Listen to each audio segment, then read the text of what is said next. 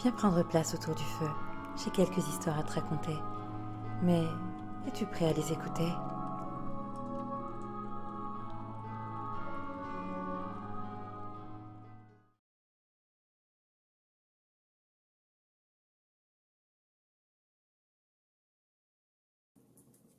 C'était une nuit sombre et brumeuse. Denise peinait à rester éveillée et la route était trempée.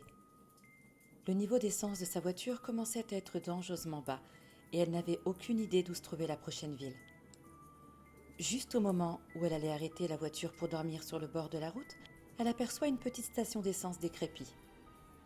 Elle s'y arrête. Le commis semble très distrait par l'arrière de la voiture pendant qu'elle lui demande de faire le plein.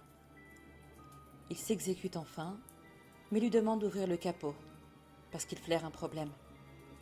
Le cœur de Denise fait 3 tours. Elle est seule, dans une petite station-service crasseuse, au milieu de nulle part, et le commis agit de manière très étrange.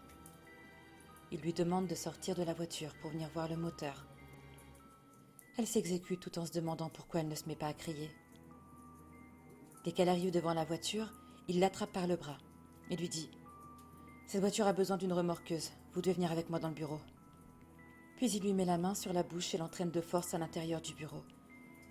Une fois à l'intérieur, il lui dit « Il y a un homme couché sur le siège arrière de votre voiture. Nous devrions appeler la police. » La femme, apeurée, part en courant vers sa voiture et file à toute vitesse. Elle entre dans sa voiture, claque la porte, met le contact et fonce. Au bout de quelques minutes, Denise regarde dans son rétroviseur. Et là, elle voit un homme avec un chandail à capuchon et une hache dans la main sur la banquette arrière. D'un mouvement de bras, il décapite la pauvre femme avec sa hache. Le cadavre de Denise est retrouvé quelques jours plus tard. Des années après ce drame, la police est enfin parvenue à mettre la main sur le tueur en série.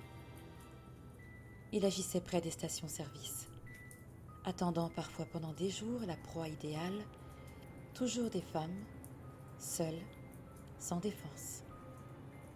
Et vous, pensez-vous toujours à regarder sur la banquette arrière de votre voiture ?